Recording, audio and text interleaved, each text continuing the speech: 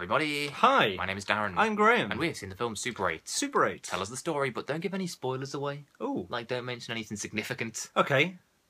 So these young'uns get wrapped up in a... No, you've already said... Why don't you just say some young people want to make a film about zombies and maybe some other things go wrong? That's not the story, though. That's just that's hint enough to what could be... Because I don't want to say what the spoilery in the story. Well, I'll say what you're going to say. Something causes the National Guard to appear in their hometown, and it's all kind of connected through the sequence of events, as a film usually is. Starting off with them trying to film this zombie film. Maybe they filmed something they didn't mean to, and that is of interest to people other than them. And they were just kind of involved in the situation too, weren't they? Yeah, I mean, in the sense that they were part of the local area of which was affected by whatever it is they may or may not have filmed. Yes, they were too closely approximate to... So it wasn't like specifically revolving around them. No. It's just we were following them because they were the main characters. This is the very first thing I said. They get wrapped up. I thought you were going to say something else. Yeah. Anyway. What did you think, Graham? On a scale of 1 to wow, it was... Jesus, that was bloody great. Where's that? It's just right under wow. Oh, okay. What did you like about it? Just what you just say. yeah. That guy. You know the guy I'm talking about? No. I liked all the guys. You do like all the guys.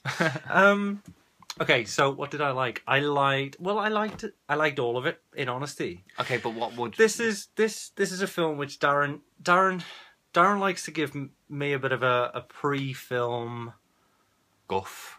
Yes, where he basically kind of tries to... I tell him why he should like a film before putting it on. That I haven't seen... Don't linger on what we do. Let's talk about the film. Okay, well, basically, before the film, anyway, Darren was telling me all about how this was kind of very heavily inspired by, almost appearing as a love letter to Mr. Steven Spielberg. Well, it's directed by J.J. Abrams, not Steven Spielberg, which you might confuse it for if you were an idiot or didn't know. Well, if you couldn't spot all the lens flares, then you might. Oh, did they bother you though? They didn't bother me. People they don't bother bitch me about either. them. It's just a bit of a trademark in it, and that's fine. I mean, yeah, that's literally what it means. Trademark. It's the like. Well, I think he's trying to make things seem nostalgic. Smithy would make like a sword, and he puts his own trademark on it. Yeah. He's using his lens flares as his own. That's his own. Yeah, well, people can find that irritating. No, screw him. Well, yeah, it doesn't bother me, so I don't care. If a director appreciates his own film to the point where he'll actually put a smear stamp it out on with light, distract you with little streaks. I don't find it distracting. I think it just helps add to the atmosphere. It's kind one of the first things you've mentioned about it. It is, to be fair. Yeah. All right. Well, let's move on then. Okay. Do you agree with me that it's a love letter to Spielberg's movies, and why? Well, I haven't seen all of Spielberg's films. What have you seen by Spielberg? Let's not get into it. It's a very short conversation. Have you seen Close Encounters? Yes, when I was like 9. So that's a no. It scared me. Close Encounters scared you? It was a scary film. Which bit scared you? Well, spoiler alert. But the end. What do you remember about the end? The bright light. The bright light. Like don't say anymore, but I don't. Yeah, okay. It was just frightening for a however for a 9-year-old. Yeah. I thought I might have been older, actually. I'm not sure, but it was still scary. Anyway, carry on. Can you identify things in Super 8 that might be similar to things in a Spielberg movie, for example? Why is it a love letter, do you think? Other than that I told you.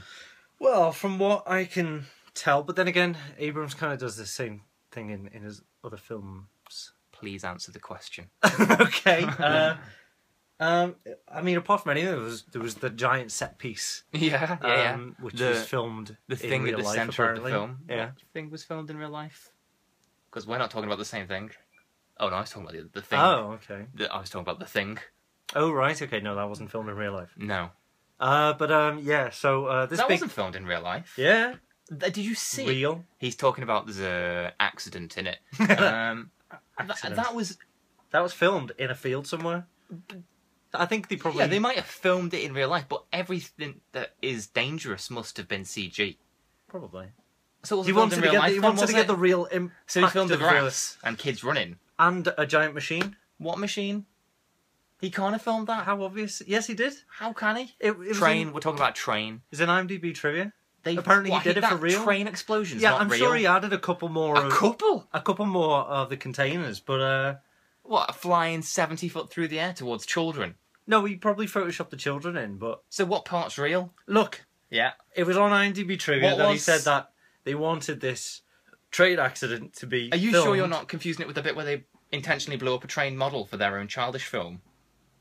Was that a bit real? J.J. Abrams really blew up a train model? I don't know. I'm only reading IMDb Remembering Trivia. what you read a week ago. Yes. I can't It's believe IMDb that Trivia. train accident was filmed for real, because it was insane. I really enjoyed it. It was incredible, and it was really well done, and it looked quite real until It didn't the look- photoshopped... It didn't. It looked real in that I believed the CG. It didn't look real as in that nothing could cause a train accident that big. Well, I mean, I know it was loaded with like bombs and stuff. Okay, that wasn't the most unbelievable aspect of the film. No, I guess Not that but it was worked within the logic of its own. It all self. worked. It was all Yeah. great. Yeah. Anyway, to answer the question, the Yeah, things that are yeah, Spielbergian God. about it are obviously the fact that it's set in the 70s, like many of his films, Close Encounters. There's a... Oh, how do I say this? Isn't there a monopoly on just 70s films? No, but coupled with everything else I'm going to say. Okay, in some degree there's a supernatural, would that be the right word? Yeah. Yeah, there's a supernatural element of some description that's reminiscent of early or 70s You could Spielberg. make it less subtle. I've made it. I've done it now. Okay. There's no point trying to make it less subtle when I've already done it. Yeah. Unless it was too subtle.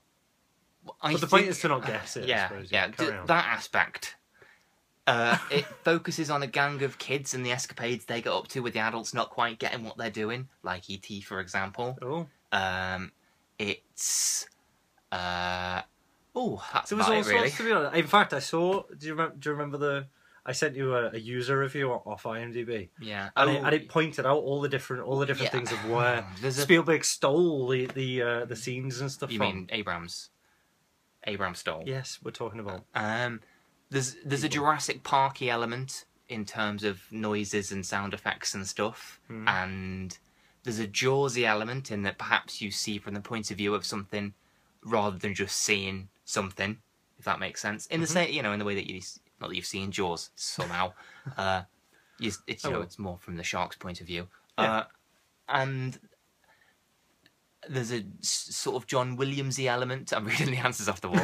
There's a John Williamsy element to the score by Michael Giacchino. Don't know how you say his name.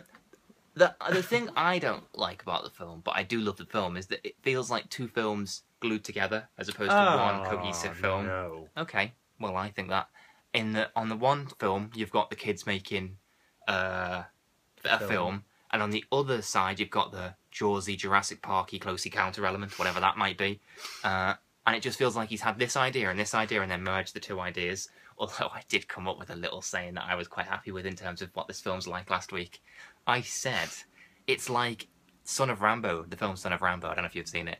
It's like Son of Rambo, if halfway through filming their fake Rambo movie, it accidentally became Rambo. So it's like if Son of Rambo turned into Rambo. Yeah, but I don't think you should kind of allow it to kind of, merge in your mind. Sorry, not merge in your mind. No, but I think should that it's have- two distinct films. I don't think that I it's... don't This think- isn't me just picking two things I like.